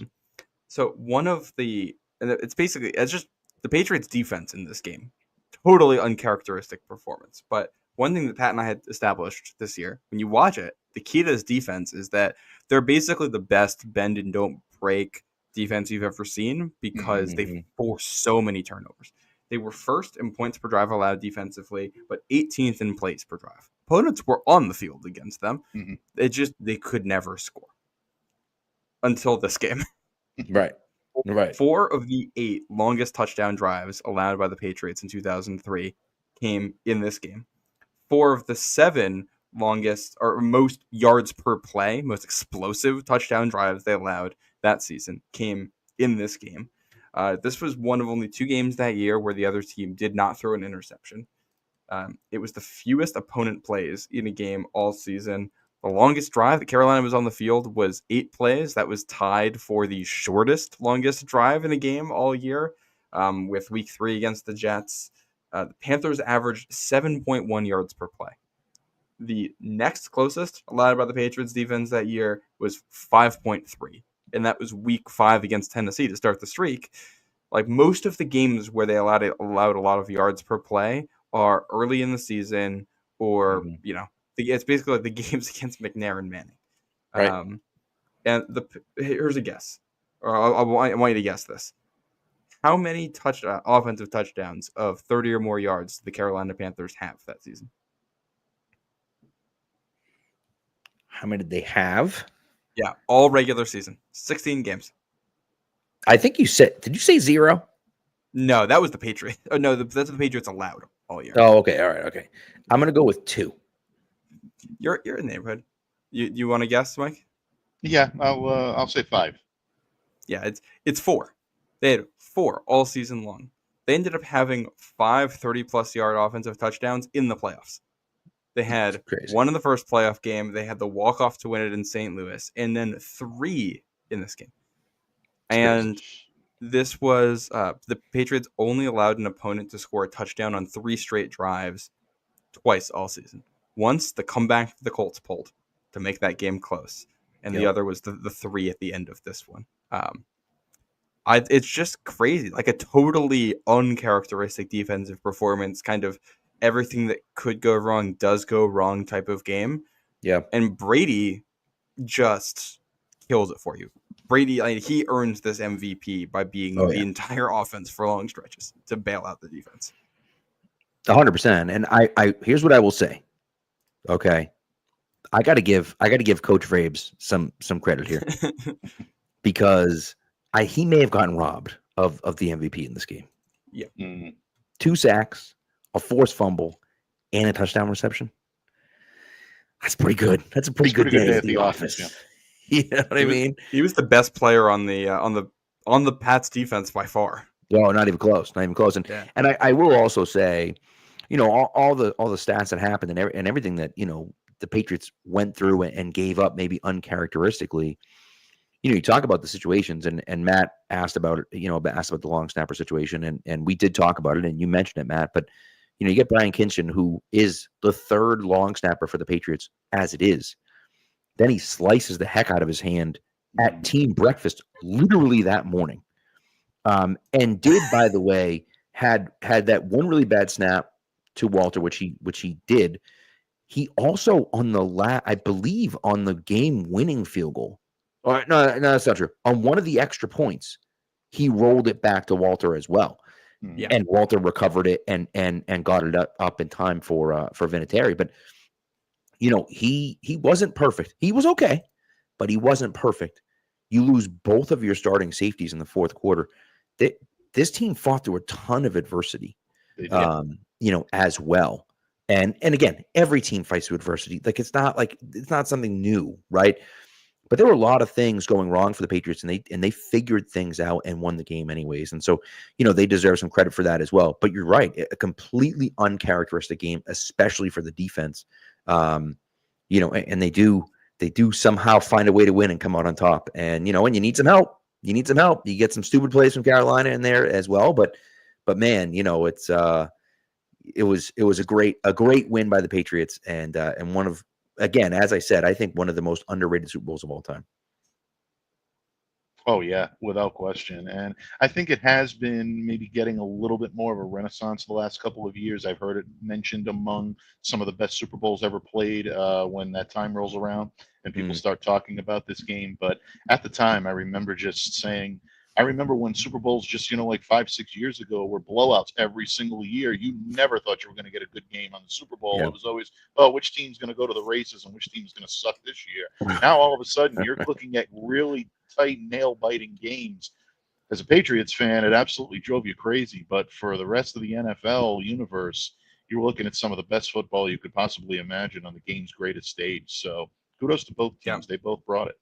Yep. In the 90s, outside of the first Bills loss and the one to end the decade there with Kevin Dyson at the end, a lot of blowouts, a lot of really bad games in there. Which, side note, we mentioned the 2-point conversions. One of those Carolina 2-point conversions is to Kevin Dyson, that same Kevin Dyson who's on this Panthers team, which is absolutely. Yep. Wow, it's like, wow, small world. Sante made a nice play on that, and it was I believe it still is the most points ever scored in the fourth quarter of the Super Bowl. 37 points in the fourth quarter. I believe it's the most points ever scored in a quarter of the Super Bowl, but I might be wrong about that. But definitely in the fourth quarter for sure. But yeah.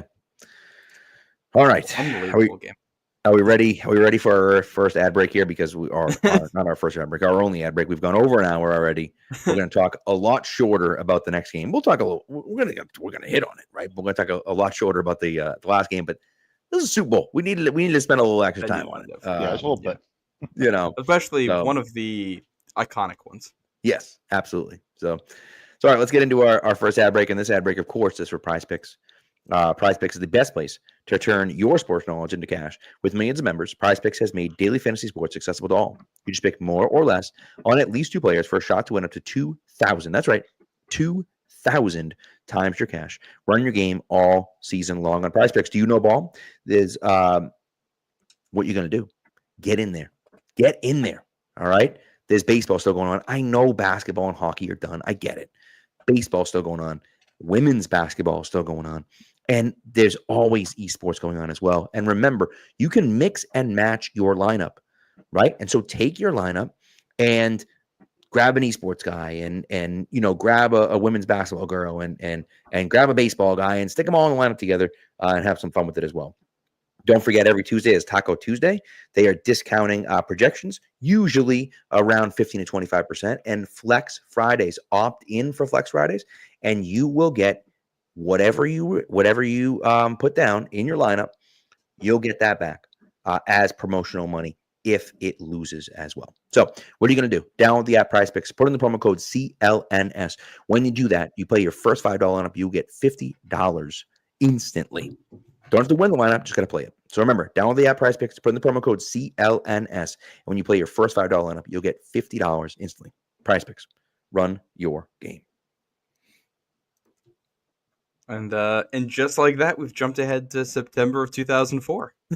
Yes, the new season, the first ever, not the first ever Thursday night opening game, but the first ever championship Thursday night opening game. It's the first time that the defending champs have hosted the first game of the season on Thursday night, and Elton John performed. A whole slew of performers performed at Gillette Stadium that night. It was a heck of a show. Matter of fact, Elton John performed like right behind my section. He was like just mere feet away from me. It was pretty cool. And so it was a fun night leading into it. Of course, the Patriots dropped the banner, and right in the Colts' faces. And you're like, all right, here we go. Like this is great, And of course, Tom Brady at this point is 4-0 against Peyton Manning, and you're feeling like he might never lose to Peyton Manning. And and so we'll see how it goes. But you want to set the game up a little more, Matt? Yeah. So some of the context for this one, first of all, in the offseason, there was the rules emphasis, they call it. They weren't changing the rules around pass interference, but they were re-emphasizing it and saying we are going to call it more often after the Colts complained after the 0-3 AFC championship game. I think we will put a pin in that when it comes to how they were going to call pass interference and return back to that when we get later into this game. Yeah. The big addition for the Patriots that offseason was Corey Dillon. He comes in on offense. I also have a pair of first-round picks in Vince Wilfork and Ben Watson. So those are the big guys added to the roster on New England's side. Crazy stat for the Colts. The 04 Colts opened the season without a single player who was on a different NFL team the year before. Wild. They didn't add any free agents. It was the same guys plus the players that they drafted. With the guys they drafted, I think the only player of note here is Bob Sanders, who was their first pick at number 44 overall. But for the most part, these are the same two rosters that had played twice the year before, with the Patriots taking both matchups. Patriots favored by 3 on a 73-degree night in Foxborough that was humid and rainy. And this one ends up starting the way that the previous two had. The Patriots start with the ball. They drive down and score. The Colts try to answer, and Peyton Manning turns it over. That is about where the similarities end with this game to some of the previous ones. This is a lot more back and forth than some of the other Brady Manning games, but I think we got to start with that Patriots offensive drive. I think that is the big story of this game right off the bat, because everybody is waiting to see prized acquisition Corey Dillon in his first game as a New England Patriot. He leaves the Bengals after their run of failure, which, by the way, as we've been doing this series, we've been talking about other things going on in the league. And we talked about just how close the Bengals actually were to making the playoffs the year before this. They get hot in the second half of the season and just totally shoot themselves in the foot in the last 2 weeks with a couple of bad losses. So, one of those sliding doors moments, like what happens if the Bengals make the playoffs in 03? Where is Corey Dillon? Is he available to come to New England? But it wouldn't also, matter. Some things never change because the Bengals just still seem to do the same thing. Yes. But the what do you call it? It didn't matter if Corey Dillon was on the Patriots the first time the Patriots had the ball in this one, because they go out there with 3 wide receivers, 2 tight ends, and they throw the ball down the field, kind of like they did to start the 03 AFC Championship game, and kind of like they did start the game against the Bills in Week 17 the year before. Fun way to start. Yeah, it's funny because it's almost like Bill thought of this beforehand and is like, oh, you want to see Corey Dillon? Well, no, I'm not going to show you Corey Dillon. Not right away. You're going to wait. You're going to sit there. You're going to wait your turn, just like it. You'll get nothing and like it on this drive. That's exactly what's going to happen.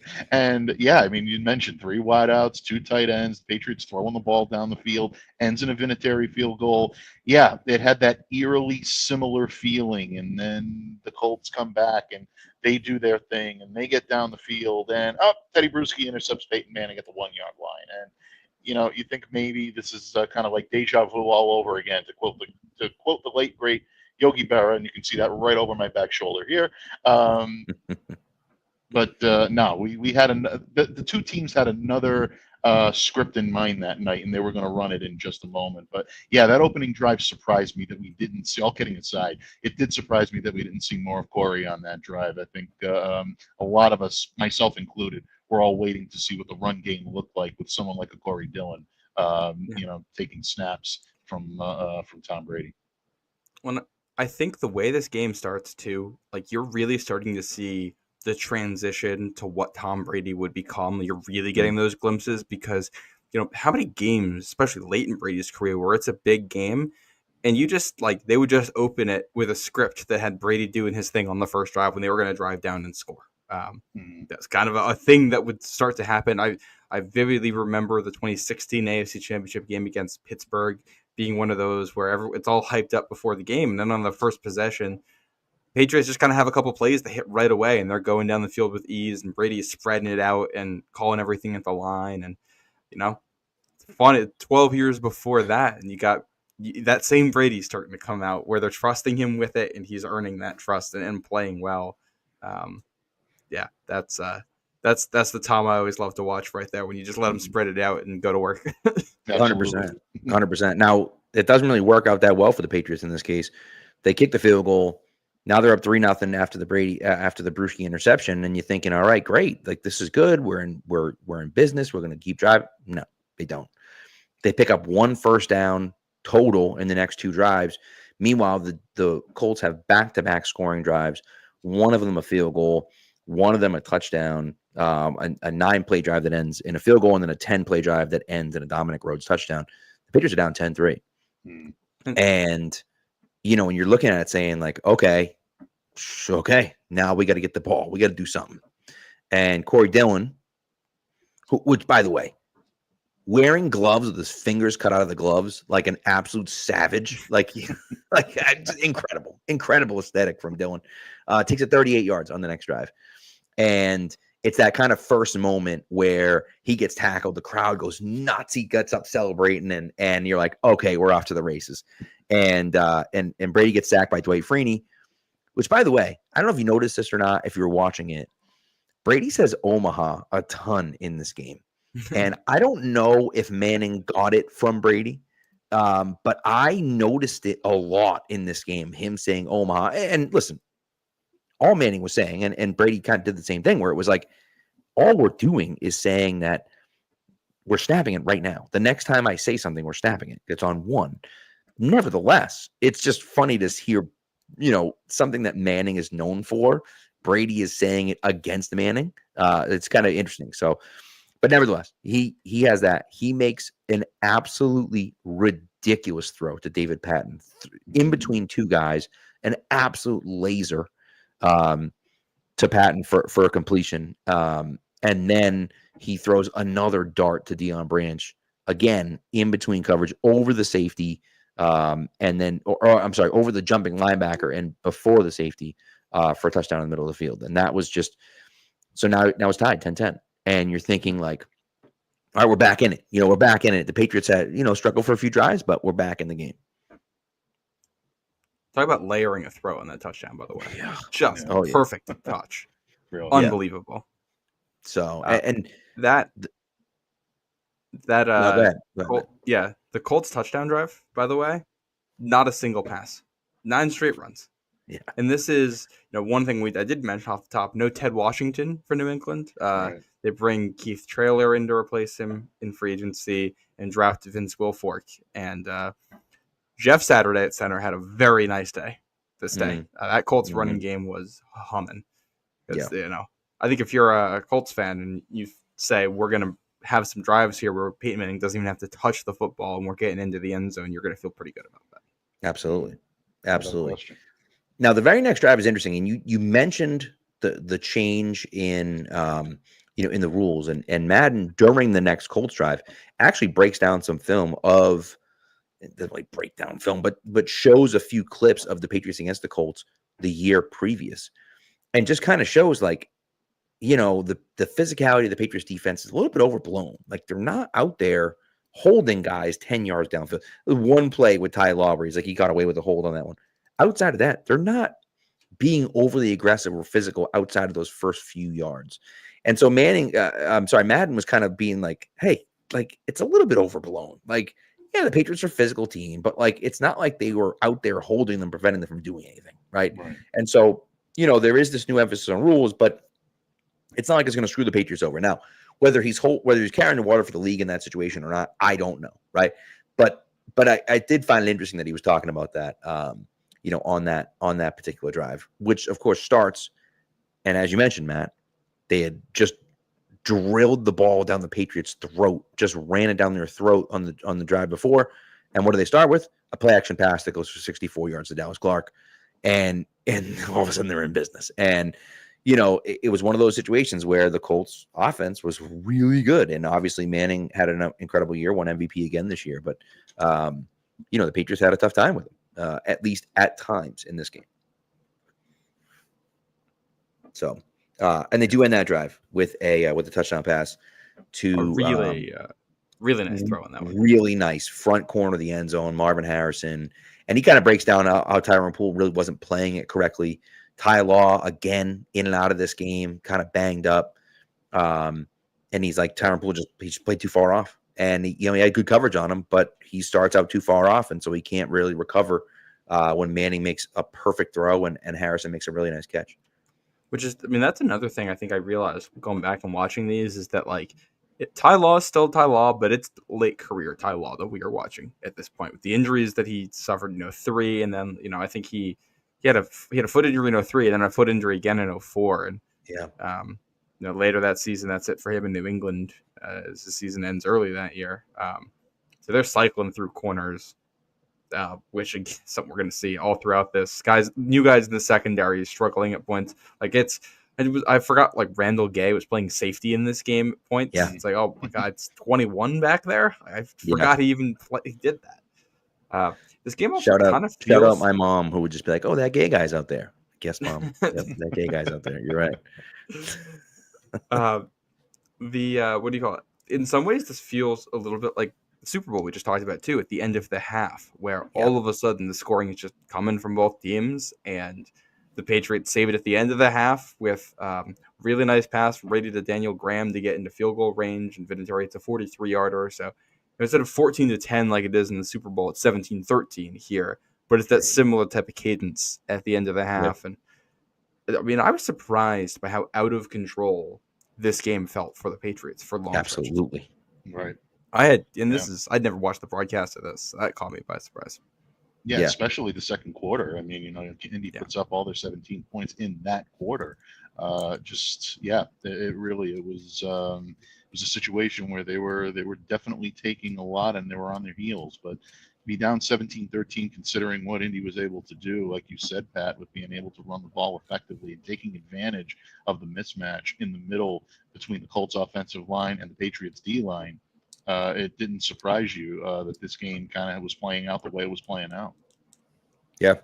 Yeah. And that's, also Daniel Graham on that drive. Brady obviously had a really nice pass to him. Earlier in that drive, Daniel Graham catches the pass in the middle of the field and breaks two tackles to get out of bounds with time kind of running out in the half. So he got 3 passes in a row on that drive and set them up into field goal range. For Adam, who hits the field goal, and Adam had a significantly better year in 2004 than he did in 2003. Yeah. But it's one of those one of those things where that makes a big difference to kind of get on the right side of it. No question.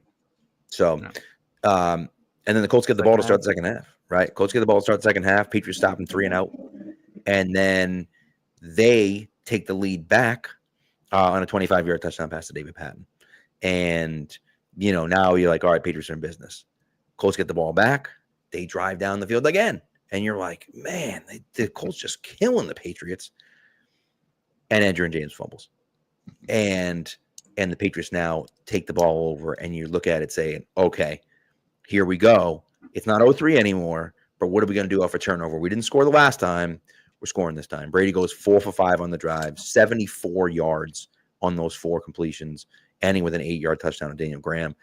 And now you're looking at it saying, okay, like we just scored back-to-back touchdowns on back-to-back drives. We're up 27-17. We're feeling good. We're feeling like we're back in the driver's seat in this game. And, we stopped them 3 and out. They started driving us, but we turned the ball over again, and then we capitalized on a turnover. And now you're like, all right, we got this 10-point lead, and we're looking at it saying, all right, like, we're good here. We're really feeling good about where we're at. Well, in that first touchdown drive, it's Brady dicing him up.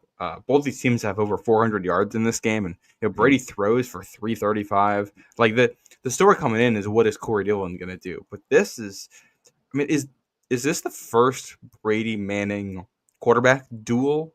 Like the game where both quarterbacks are on, and you're just going back and forth, and it's like two guys. Like I feel like that's the first one of these we get. And Brady's on it on that one. Couple big throws to Branch, the big one to Patton for the touchdown down the sidelines, one I always remember. Patton doesn't play in Super Bowl 38. He's injured at that point. So getting him back is huge. In the past, Patton and Givens on the next possession, they go, how many drives is it in a row here with the score? Yeah, 4 drives in a row here with the score for New England, and right in the middle of the game. And that's what you want to do in a game like this. That's for sure. Win the middle. Absolutely. Yeah, without question. 14 unanswered in the third quarter, and all of a sudden the Patriots taking the game back and putting it back in their control. And I think it's an interesting point that you make, Matt, about this being the first Brady Manning duel, and I never really thought of this game like that until now. And I think you make an excellent point. It really was. I think both of these guys at the top of their game, like a prize fight. One of them is throwing, the other one's throwing, and who's going to land the biggest haymaker? This was really, I think, the first back and forth chess match between these two guys. Up until that point, Patriots clearly had it tilted in the right direction, with Patriots defense basically dominating Peyton Manning and Tom Brady taking advantage of it. Now you're looking at both of these guys, playing at the top of their game. 100%. And then we get into a fourth quarter. It feels like the Patriots finally have control, up by 10 points. And there's only 7 points scored in the final quarter of this game. Yeah. But it is chock full of action, lots of chaos. And I think kind of reminds us of one of the things with football in general is that, the quarterbacks get top billing, and this is a Brady Manning duel. And also what this game comes down to, most important plays in this game in a lot of ways have nothing to do with the quarterback. That's correct. Which is, you go back to the regular season meeting the year before, and in a game that, with Brady and Manning, it comes down to a running back at the goal line. Like that is final play. The ultimate reminder that this is a team sport. Absolutely. Before that play, though, the Colts get the ball and drive down the field. Yeah. The James fumble happens on an 11-play drive. The next drive is another 11-play drive. This one goes for 74 yards on a touchdown. Manning throws a touchdown pass to Brandon Stokely. Brandon Stokely, by the way, this year, 2004, was his only year over 635 yards. He goes for 1,000 yards this year, and it was only year in his career with over 5 touchdowns. He has 10 touchdowns in this year. So he was a mediocre receiver his entire career. He had an incredible year this year. And he had a fantastic game against the Patriots in this first game. And his situation here. So, and again, like Matt says, cuts the lead down to 3 points. Now it's 27-24. And the Patriots get the ball back, and you're thinking, all right, here we go. We're good. Brady's going to drive us down. We've scored on 4 straight possessions. Brady's gone 288 pass attempts without throwing an interception. Didn't throw an interception at home in all of 2003. And the last time he threw an interception dates all the way back, obviously, to the 2002 season. And he throws a pick. It was a weird possession anyways. It was kind of a short kickoff by Vandercheck. Patrick Pass, misses it. Basically, Bethel Johnson catches it at the 10, gets tackled to the 10-yard line, doesn't really return it.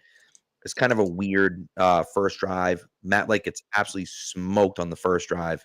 Brady avoids a sack, but has no time to do anything, and then ends up getting picked later on in the possession. And you're thinking oh boy, here we go.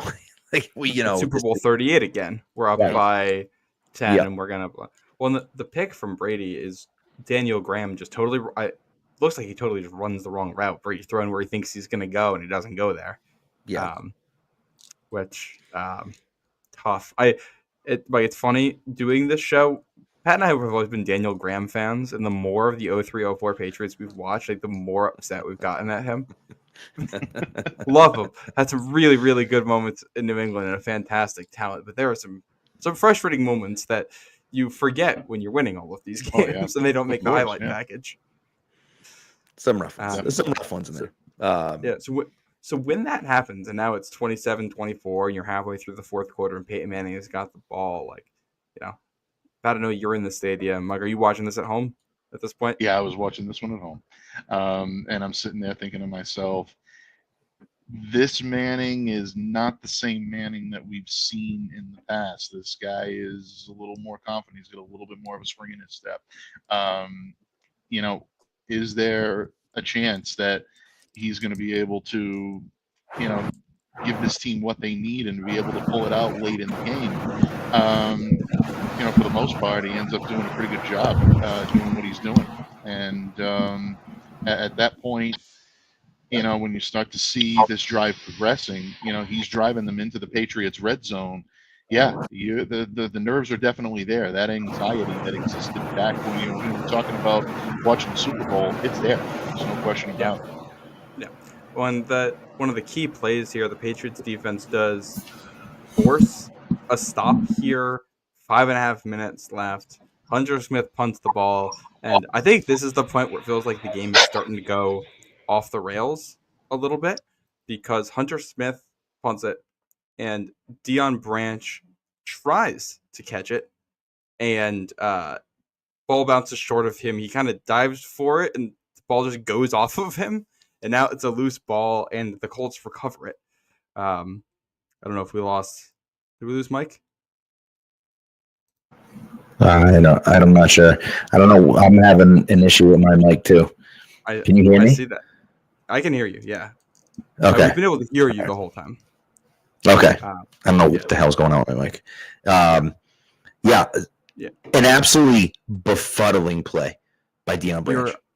Your microphone right now is the one on your thing, by the way. That's what we're hearing. Yeah, I don't know what's going on with this microphone. Nevertheless, a bizarre play by Deion Branch. Just absolutely no reason why he does what he does in this situation. He has no shot at catching the ball, and instead of letting it bounce and telling everyone to get the hell out of the way, he dives at it like a catcher would and blocks it with his shoulder. Chest. And it's like, what are you doing? Like, just get out of the way, dude. It was bad. And so the Colts pick it up, and you're thinking, this is it. Yeah. Then the Colts get the ball. And then they have a 3rd and 1. Teddy Bruschi makes a stop. He's pretty clearly short. Al Michaels actually goes over it twice on the broadcast. He's pretty clearly short. And they give him the first down anyways. And then you have the call on Asante in the end zone, which I thought was suspect at best for a defensive pass interference. And now that is, that's the play where I'm like, with the context of the game, it's like, that is, in no world is that defensive pass interference. When Manning throws it into the end zone, like, Samuel plays the man and then hits his hands as the ball comes in. It's textbook coverage. I don't understand. So that moves the ball from the 23 to the 1 yard line with under 4 minutes left. And you've got Brady throwing a pick, the fumble, now you're at the 1, and it's all right. What the hell is going on here? Yeah, just brutal, just absolutely brutal. And look, this is the situation that the Patriots have found themselves in, and it's it is what it is. And you wonder, all the emphasis that the league put into these new rules and how the Patriots are physical against the Colts, and that they're just throwing flags. And the Patriots, listen, have gotten the benefit of the doubt as well on some calls too. But that to have these 3 things happen against you, one of them 100% your fault. Yeah. But to have these 3 things happen against you, kind of all in a row like that, and you're like, oh no, this is not looking good. No. And then on the very next play, Vince Wilfork and Eugene Wilson. And I'm sorry, I know Eugene Wilson gets credit for that forced fumble. There is no way. Vince Wilfork clearly forced that fumble, and then recovers it at the 1 yard line as well. Just a fantastic play. And, Edgerrin James' second fumble of the game, second fumble of the half. Huge, absolutely huge. Keeps the Patriots in the game. Yeah.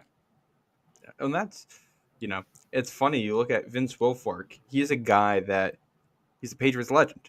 At this point in his career, though, this is his first NFL game. And he finds himself, the man in between, the Colts and Peyton Manning and like the goal line in the biggest rivalry in the NFL at that point in a lot of ways.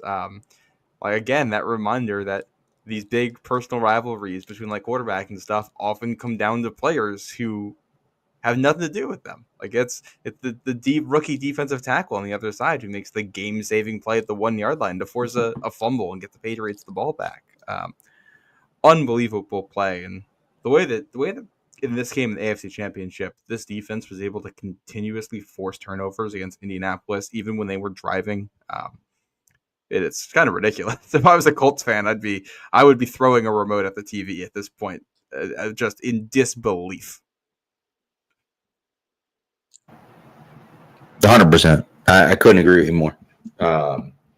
Just, a great play by the Patriots, and that's really what it comes down to. And obviously, if you're a Colts fan, you're looking for Edgerrin James to hold on to the damn football, especially the 1 yard line. He was a very good player. Yeah, right. Yeah, right. It's not like he had fumbling issues his whole career. Like that's just, it's not like he had a bunch of fumbles every year. This is very uncharacteristic of him. And it works out in the Patriots' favor. And and the Patriots take over the 1 yard line, and you got to get out of there. And on 3rd and 9 from the 2 yard line, Brady throws an absolute dime to David Gibbons for 20 yards, and it gets them out of the shadow of the end zone and allows them to punt, not all the way backed up. And yes, you're punting the ball back to the Colts, but it's past the 2-minute warning, and they have no timeouts left.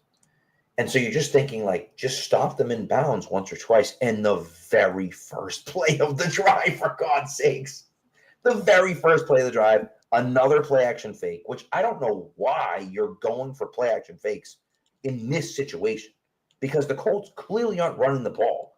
But Bruschi and Harrison both fall for the play action fake. And Brandon Stokely is just, the most open you'll ever see a receiver ever. Yeah. And he takes it down for 45 yards, and all of a sudden the Colts are in field goal range.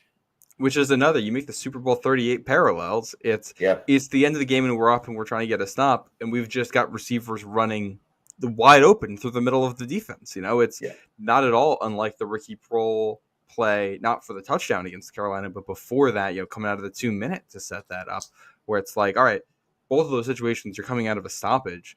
Everyone should be on the same page. You should know what you're doing. And I think that was Randall Gay in coverage back there, and just like runs to the wrong spot, and they leave the seam wide open, and no one near Brandon Stokely there. Yeah. Did you mention, by the way, that Brady fumbled it the drive before?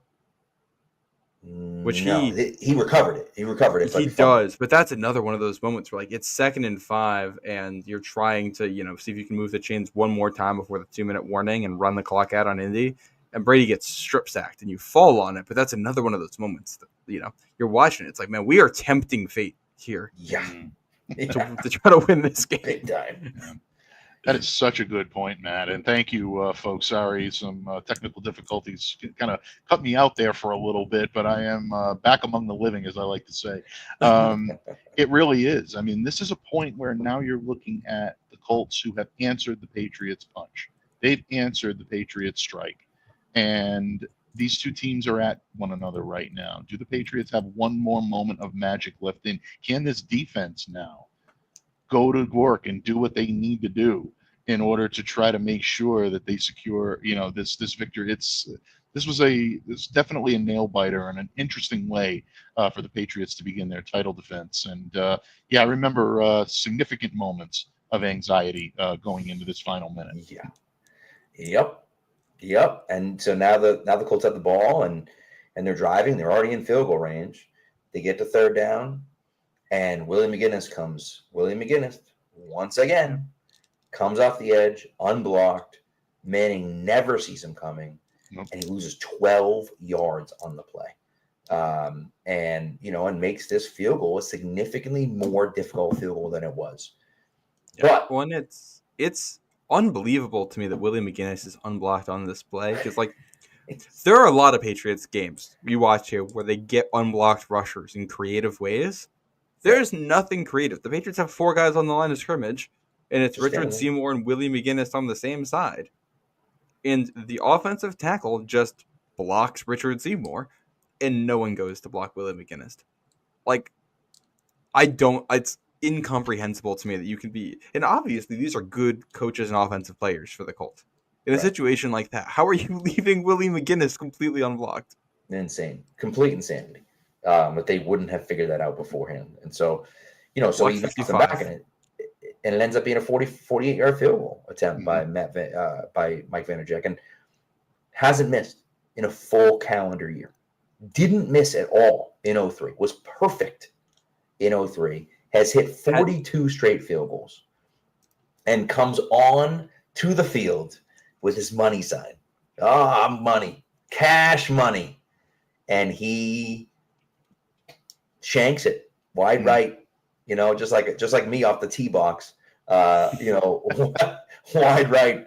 And the Patriots win and hold on to win. And you just it was one of those moments where you just felt like it. And like I said, now the Patriots and Brady, or I guess Brady is 5-0 against Peyton Manning. And you just look at it and say, is Manning ever going to beat Tom Brady? Is it ever going to happen? Of course, he doesn't do it in the playoffs. He ends up doing it in 05. But, but it might never happen, and so, an incredible game, unbelievable finish. And as they mentioned, it was past midnight when this happened. So it was a late game. This game took forever, partially because it started a little bit late because of Elton John. What did you say? Was in 9:08 kickoff. They did. And this is something I feel like I can tell that I'm getting older too. Because you go on Twitter when there's a primetime game now, and people are like, "Oh my god, it's 8:15 start. Let's get this thing going. This is so late. What are we doing?" For a while, Monday Night Football was just straight up a 9 o'clock start. Yeah. That and they moved it earlier. But yeah, that's which it's also I guess I'm not really foreshadowing, but when I think about big plays happening right after midnight in Boston sports, I'm thinking about something that happens, 6 weeks later with the Red Sox and the Yankees in that series in 04. So I don't know if foreshadowing is the right way to say that, but it is quite a coincidence to have this right after midnight and then Game 4 Red Sox Yankees, mid-October later that year. That'll be during this streak. Yeah. Streak's still going on at that point, which is wild. Yeah, so it's true. And this marks number 16 in a row at this point for the New England Patriots. And I think, gentlemen, you summed it up so perfectly. I mean, it really is a microcosm of everything that the Patriots have become up until this point.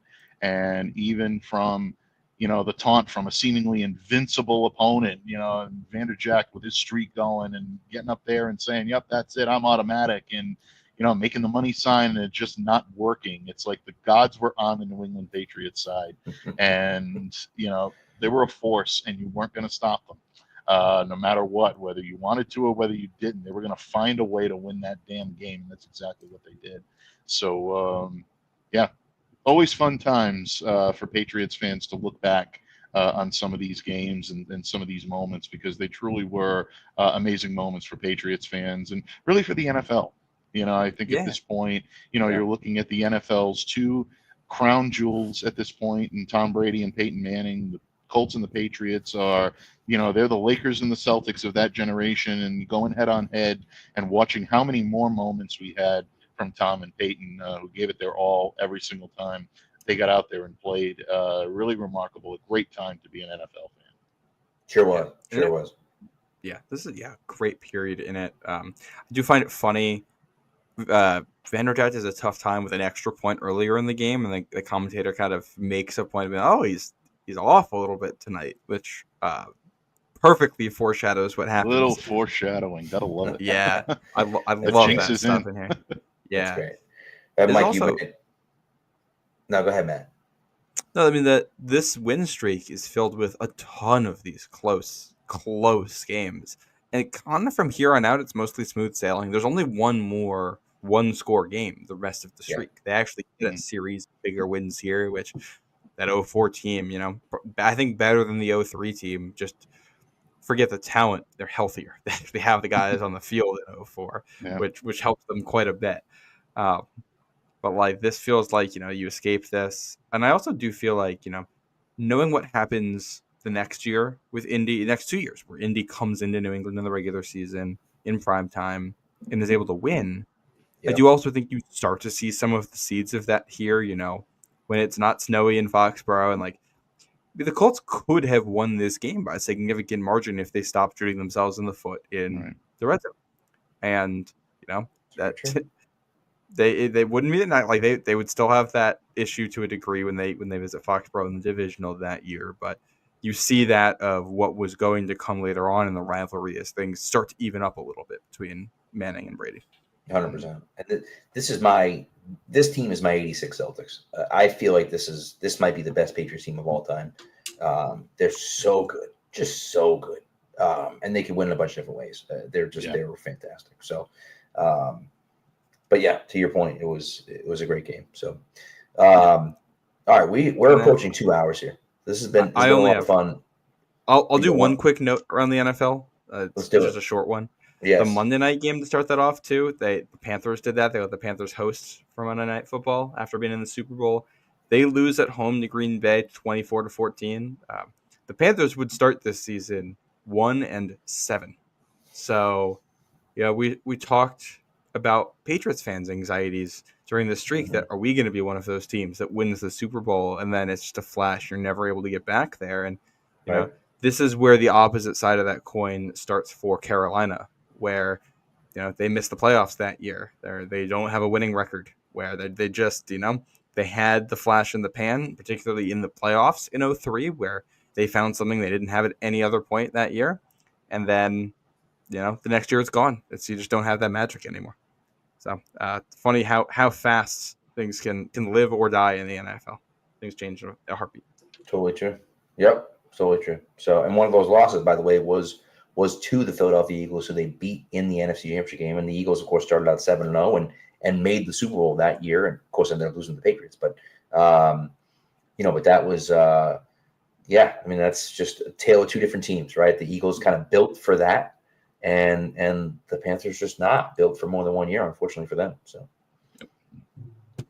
but all right, we've gone about 2 hours. But hey, listen, we needed it. We talked about a Super Bowl here. We had to, we had to go overtime. And so, Mike, we appreciate you so much joining us. You had some technical difficulties. Matt's camera has died, and so he's now on the the backup webcam on the laptop camera. My microphone just stopped working, and so now I'm on the regular iTunes microphone. So we're a mess. We're like the Patriots in these games. We're like the 03 Patriots, Pat. That's exactly it. So many things going wrong, but you know what? We keep powering through. We found a way to finish the pod, win the game, and give everyone out there, all the Pats Nation listeners, what they were looking for, our wisdom and counsel when it came to the 03 Super Bowl, and of course when it came to the opening game of the 04 season. And I agree with you, Pat. I think this is my favorite Patriots team of all time. From top to bottom, just love to watch those guys.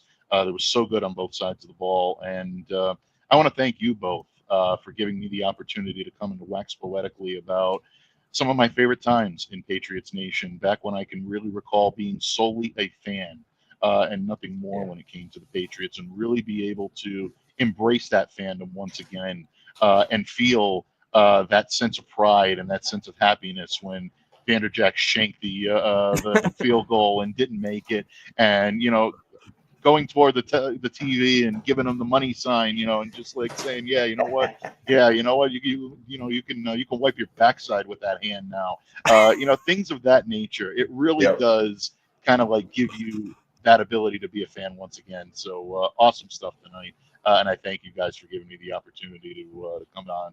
And we feel the same way. We feel very lucky to have you on, and we very much appreciate it. And we're a fan we're fans of you as well, and I'm Thank you. happy that you're landing on your feet Thanks.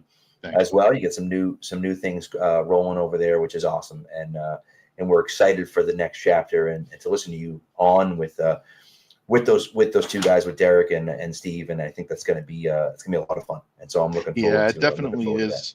It definitely is. I appreciate all of this, the support and the friendship that both you and Matt have given to me throughout the years, really all throughout CLNS and, of course, the Pat's Pulpit. You guys have all been a tremendous support system for me, and I do appreciate it. Yeah, it's great to be back in the saddle with Sports Illustrated, New England Patriots on SI. You can find all my written content on there. Trying to enjoy the lull while we can, but things are going to start picking up as training camp approaches. Looking forward to covering that this year. And, of course, as Pat said, the Patriots No Huddle podcast with Derek Gabe and Steve Balestrieri available once a week.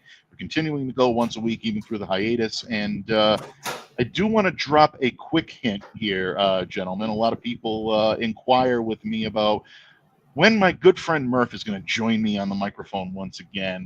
We may have some news coming on that shortly after the 4th of July holiday. So for those of you that are interested in that, keep a sharp eye, as I like to say, because there might be something cooking with on SI. And I'll just leave it at that for the time. I love it. I love Exciting, it. exciting. That in the Breaking biz, news ladies here and on the gentlemen. pod. Yeah, Yes. absolutely. That's what we call a big marketees in the biz there, ladies and gentlemen. That's so, right. I love it. I love it. Well, we'll look forward to hearing about that. And thanks so much for Mike for tuning in, or for coming in. I'm sorry. And thank you to everyone here for tuning in as well. And we're going to be back next week. We're continuing. We're still going. Somehow the Patriots are still winning games. We're still going. We're going to get through the not all of it still next week, but we got 2 more shows next week and then one final show the week after that. So make sure you stick around with us. Thanks for coming through. We appreciate it, everyone. Thank you to Mike.